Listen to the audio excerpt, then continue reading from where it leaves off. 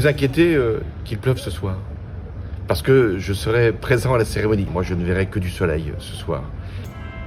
Une des grandes questions, c'est de savoir est-ce qu'il va y avoir des grèves pendant ces JO. En tout cas, si ça arrive pas, on sait pourquoi. Pourquoi ? Parce que la CGT est très fière de vous présenter l'un de ses anciens dirigeants porter tout content la flamme olympique. Le comité du syndicat se félicite d'avoir participé à l'organisation de ces Jeux. Ça explique peut-être au niveau national la timidité de l'organisation à faire monter la pression des grèves durant ces Jeux-là, même après l'inflation et la retraite à 64 ans. Nous sommes le 26 juillet et ce soir, c'est la cérémonie d'ouverture des Jeux olympiques. Mais vu qu'on écrit ces quotidiennes évidemment à 11h, on n'est pas très au courant de ce qui est en train de se passer en ce moment à Paris. Mais on va rattraper tout ça dès demain matin pour une Olympique réfractaire spéciale cérémonie d'ouverture. Donc pense à t'abonner pour ne rien louper.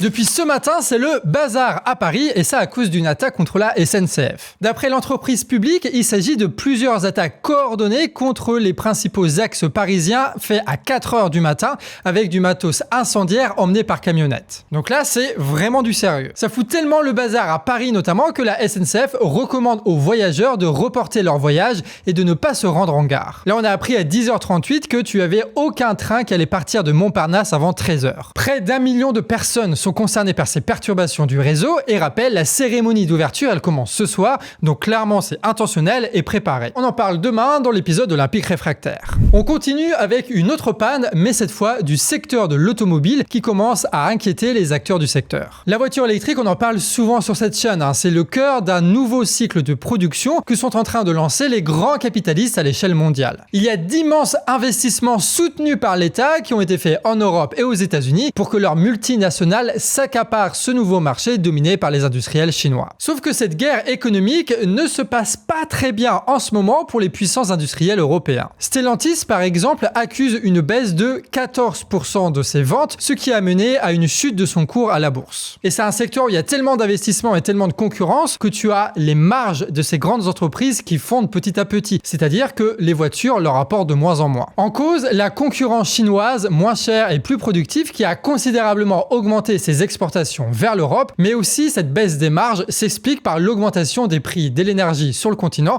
qui a fait grimper le coût de production. Et ces augmentations des coûts de production, les entreprises européennes ne peuvent pas les répercuter sur les prix parce que tu as déjà les concurrents chinois qui sont bien moins chers qu'eux. Du coup, ils sont obligés de répercuter ça sur les marges. Et si la situation continue, il est probable que les industriels européens de l'automobile poussent les États à réduire voire interdire les importations de voitures chinoises, au nom évidemment des droits de l'homme, évidemment. Ce qui forcerait l'économie chinoise à exporter sa production ailleurs pour qu'elle trouve d'autres débouchés, et notamment en Russie, en Asie centrale ou en Afrique. Ce qui peut en découler énormément de mouvements géopolitiques à l'avenir. Et ce qui serait évidemment un pas de plus dans cette guerre commerciale entre deux blocs. Allez, maintenant on passe aux États-Unis. Hier, on vous parlait de ces images-là, le Congrès états-unien qui applaudit Netanyahou à son arrivée. On vous avait même dit qu'il était tellement applaudi, le criminel israélien, qu'il devait demander d'arrêter qu'on l'applaudisse pour qu'il puisse finir son discours de 50 minutes. On a appris un petit détail dans cette opération qui rend le truc encore plus horrible. D'après AOC, tu sais, la célèbre démocrate états-unienne, de nombreux élus avaient boycotté la venue de Netanyahou. L'administration états-unienne a donc rempli les bancs du Congrès, non pas par des membres du Congrès, mais par d'autres personnes dont la fonction était simplement de soutenir et d'applaudir le Premier ministre israélien pour donner de belles images qui vont ensuite être diffusées partout. En gros, Netanyahou qui est applaudi par le Congrès, c'est en grande partie bidon. Alors ça veut pas dire qu'il n'est pas soutenu par l'administration états-unienne, ça veut dire que ces images-là, c'était du spectacle. Et d'ailleurs, on le dit souvent que la politique, c'est du spectacle, et ça prend vraiment des dimensions flippantes quand on parle des États-Unis. D'ailleurs, quelques petites nouvelles de la candidate démocrate Harris qui a pris la place de Biden et qui essaye de se détacher du président états-unien. Notamment sur la question palestinienne, où elle tente de dire qu'il faut un accord sur la paix, qu'il y a trop de civils qui sont morts, patati patata. Elle dit que c'est différent. En réalité, c'est une position très similaire à Biden et qui ne risque pas de convaincre la partie gauche de l'aile démocrate, notamment avec beaucoup de jeunes états-uniens qui se mobilisent en ce moment sur la guerre en Palestine. Pour l'instant, Harris, c'est la même chose que Biden. Voilà. D'où le fait qu'elle était vice-président de Biden. Allez, maintenant, on retourne en France pour parler des législatives avant la trêve politique décidée par Macron, là. Tu sais que le NFP s'est mis d'accord sur un nom, Lucie Castet. Celle-ci tient une ligne assez proche de la FI en réalité, répétant qu'il ne faut pas d'alliance avec le gouvernement Macron. Et cette position, elle embête beaucoup de personnes au sein du Parti Socialiste. Notamment Delga, qui est la présidente d'Occitanie, qui s'attaque à Mélenchon pour mieux justifier le fait que le PS devrait sceller une alliance parlementaire avec Macron et avec LR. réfractaires. Et c'est pas la première fois qu'elle le fait, hein. Elle a déjà organisé des choses à Vichy, ça ne s'invente pas, avec Wauquiez, tu sais, le chef des LR. Et tu as plein d'autres élus PS qui organisent une fronde contre Olivier Faure. Les dissidents pro-Macron du PS vont porter leur voix au prochain congrès du PS en automne. Le gouvernement français, lui, comme vous le savez, il est démissionnaire, mais en réalité, il continue à prendre pas mal de décisions. On avait déjà parlé des décrets antisociaux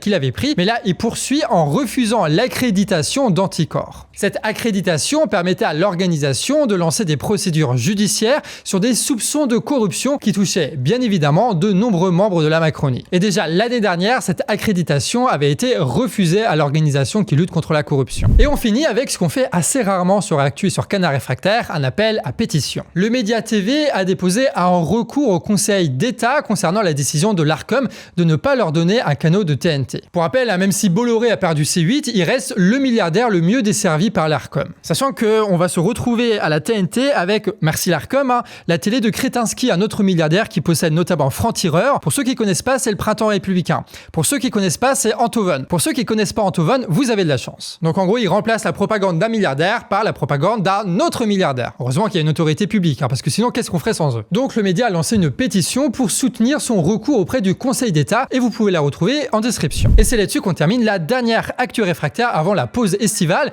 Mais ne vous inquiétez pas, parce que si Actu Réfractaire c'est terminé, Olympique Réfractaire, lui, ça continue. Il y aura un épisode samedi, donc demain, mais aussi des épisodes qui vont arriver la semaine prochaine, parce que on sent qu'il va y avoir des dingueries aussi pendant ces Jeux Olympiques. Donc pour ne pas louper ces prochains épisodes, évidemment, abonnez-vous à cette chaîne-là, et aussi à Canard Réfractaire, où on va continuer, là par contre, à publier des contenus, tout le temps. Ça ne s'arrête pas sur Canard Réfractaire. Allez, c'était Pixel au montage, sur ce, 10 bisous, et à demain.